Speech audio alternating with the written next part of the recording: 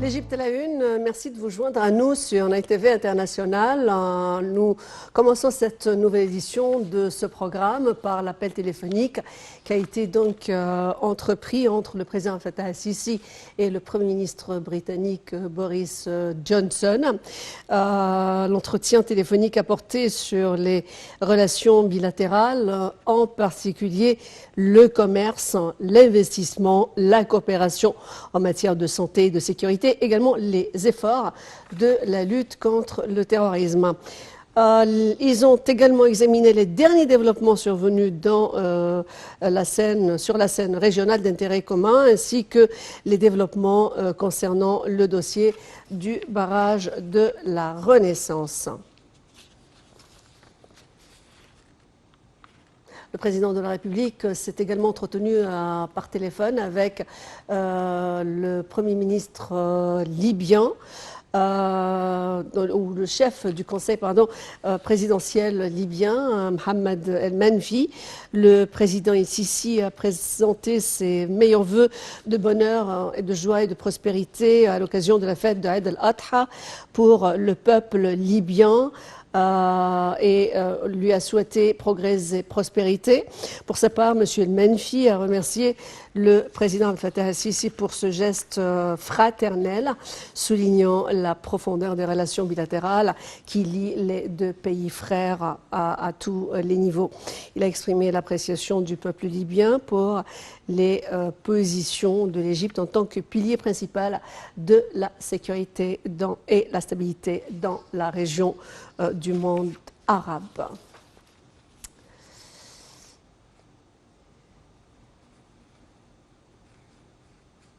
Et on passe à Eid al-Adha. Le président de la République, à l'issue de la prière de la fête, s'est réuni avec le Premier ministre Dr Mostafa Madbouli, avec un nombre de ministres également et de dignitaires de l'État, de responsables chargés du suivi du plan du développement du secteur nord-ouest du pays. Je rappelle que le président Sisi a donné ses directives pour développer le réseau routier de façon à contenir l'expansion du trafic à l'avenir et de compléter le nouveau réseau routier donc régional, national. Le chef de l'État a également appelé à adhérer la cité de Marina à la nouvelle ville d'El Alamein. Je rappelle également que le président a également suivi le projet de construction de la cité des arts dans la nouvelle ville de El Alamein. Sarah Al-Maghlabi nous dit plus sur cet événement. Le président Abdel Fattah el-Sisi s'est réuni hier au quartier général du gouvernement à la ville de la Nouvelle Alamein avec le Premier ministre Dr Mostafa Madbouli ainsi qu'avec le ministre de la Défense, du chef d'état-major général et d'autres hauts responsables de l'État. La réunion a porté sur le suivi de l'état d'avancement du plan de développement des régions du nord-ouest du territoire, depuis l'Alexandrie et jusqu'au Saloum. Ce plan vise à établir de nouvelles agglomérations urbaines et des communautés agricoles, industrielles et touristiques en vue d'y mettre en place des méga-projets tout en les liant via des réseaux modernes de routes, de chemins de fer et des moyens de transport avancés. Au cours de la réunion, le projet du nouveau delta qui vise à augmenter la superficie agricole en Égypte sur l'extension de l'axe d'Al-Daba a été évoqué. Ce projet du secteur de l'ouest du pays comporte également, entre autres projets, ceux de la centrale nucléaire d'Ad-Daba, l'aéroport international d'Al Alamein, la ville de Ras el-Hikma, les villages touristiques étendus jusqu'à Matrouh, l'université d'Al Alamein, la cité des arts et de culture. Le président en outre passé en revue les projets de modernisation des axes routiers sur le littoral nord ainsi que les projets de développement d'Alexandrie et des zones d'alentour. Plus tôt dans la journée, le chef de l'État s'est enquis de l'état d'avancement des projets mis en place à la Nouvelle Alamein après avoir accompli la prière de Eid al-Adha. Le ministre du Logement et des Communautés urbaines, Dr Hassan El-Ghazar, a donné au président de la République une explication détaillée des projets exécutés, en tête desquels figure la Cité de la Culture et des Arts.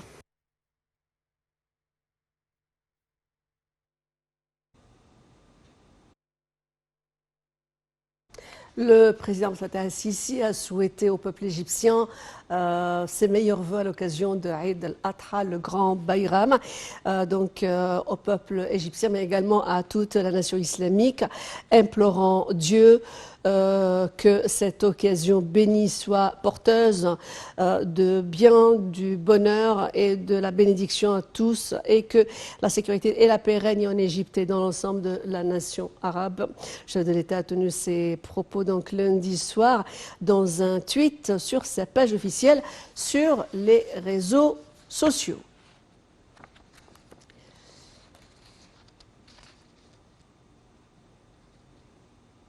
La première dame d'Égypte, l'épouse du président Fattah el-Sisi, Madame Entessar Sisi, a adressé également ses vœux de bonnes fêtes à l'occasion de Eid al-Adha au peuple égyptien et à la nation islamique tout entière. Je la cite: je présente mes vœux au peuple égyptien et à la nation islamique à l'occasion de la fête bénite de Eid al-Adha, qui incarne le message éternel de l'islam, consistant dans la tolérance, la fraternité et l'affection. J'implore Dieu pour que ces jours bénis soient porteurs de bien, de bonheur et de bénédiction à l'Égypte et à son peuple, a-t-elle tweeté sur sa page sur les réseaux sociaux.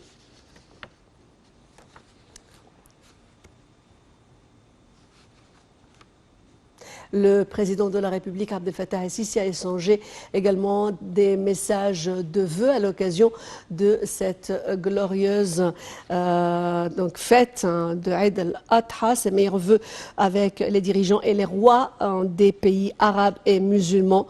Le président el-Sisi a souhaité ses meilleurs vœux à ses homologues et au peuple musulman à l'occasion bénie et sacrée qui rassemble tous les musulmans, reflète également les valeurs de solidarité et vient sceller les relations très étroites de longue date entre les peuples.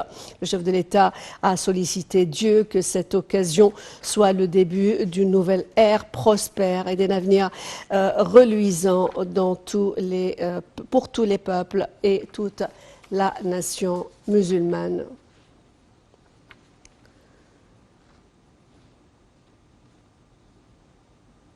Le président de la République a échangé également des messages de vœux aux dirigeants, aux Égyptiens expatriés dans les différents pays du monde, en les félicitant à l'occasion de la fête du sacrifice. Dans un message, le président a félicité ses frères et sœurs musulmans expatriés, leur présentant ses meilleurs vœux à cette occasion bénite. Le chef de l'État leur a souhaité la réussite et a souhaité à l'Égypte plus de développement, de progrès et de prospérité. Dans le même contexte, le chef de l'État a reçu des messages de vœux de la part des hauts responsables de l'État qui ont exprimé leurs meilleurs souhaits au président progrès et prospérité pour la République arabe d'Égypte.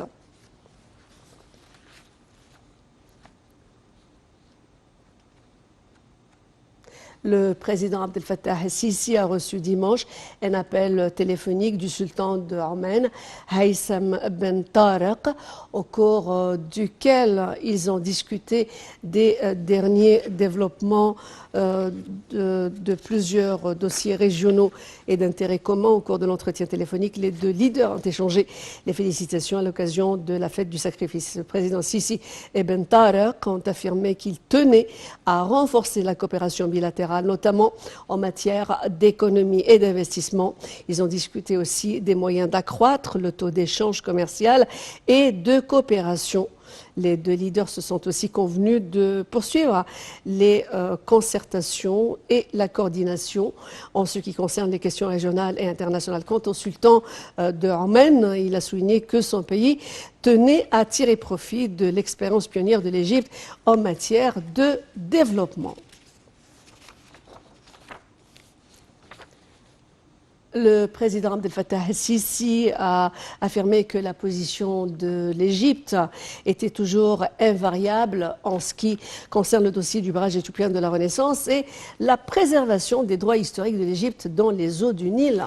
Le chef de l'État a ajouté que l'Égypte œuvre à aboutir à un accord juridique contraignant sur le remplissage et le fonctionnement du barrage de la Renaissance. Le président el-Sisi a tenu ses propos lors d'une rencontre avec le ministre chinois des Affaires étrangères, Wang Yi.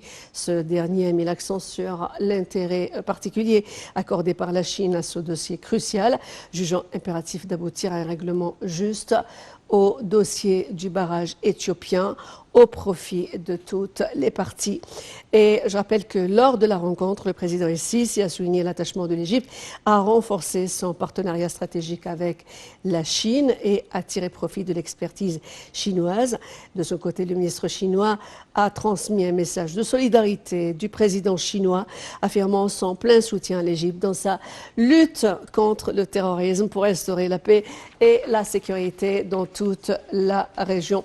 Le ministre chinois a en outre annoncé l'aval de l'adhésion de l'Égypte à l'organisation de Shanghai pour la coopération, la considérant comme étant partenaire important du dialogue.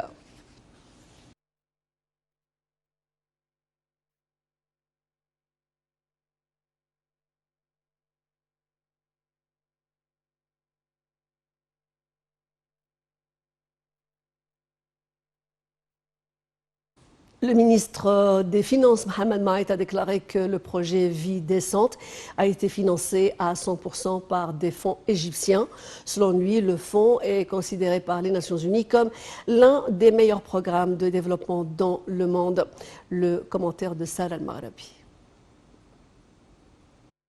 Le projet Vie décente a été financé à 100% par des fonds égyptiens et est considéré par l'ONU comme l'un des meilleurs programmes de développement dans le monde, vu qu'il contribue à augmenter la croissance économique la plus inclusive et à améliorer la vie de 58% de la population, avec des investissements qui dépassent les 700 milliards en 3 ans. C'est ce qu'a déclaré le ministre des Finances, Dr Mohamed Maït. Il a ajouté que des services que la campagne n'avait jamais connus seront présentés au village durant la réalisation de ce projet sous l'ère du président Abdel Fattah el-Sisi. Selon lui, ce projet donne le coup d'envoi à la nouvelle République annoncée par le président et traduit le souci de la direction politique de réaliser les objectifs du développement durable pour changer au mieux la vie des Égyptiens et le niveau des services dispensés dans tous les domaines. Le ministre a fait le point sur les projets ciblés par le gouvernement, dont l'acheminement du gaz naturel dans plus de 450 villages, la mise en place de liaisons en fibre optique pour un réseau de communication moderne et un accès à Internet de haut débit, et l'amélioration et l'efficacité de 25% des établissements scolaires, insistant qu'ils sont faits par une main-d'œuvre, des compagnies et des matières à 100% égyptiennes.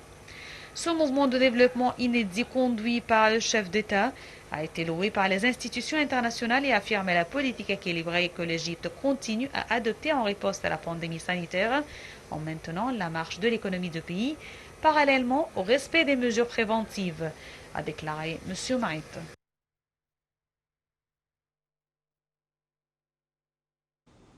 Le ministère des Antiquités a annoncé lundi que des archéologues ont découvert les vestiges des navires militaires et d'un complexe funéraire à Erkagléon, cité antique égyptienne émergée dans la Méditerranée.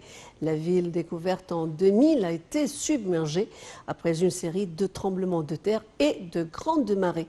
Le point avec Sarah Al-Maghrabi. Des archéologues ont découvert les vestiges d'un navire militaire et d'un complexe funéraire à Héraclion, cité antique égyptienne immergée dans la Méditerranée.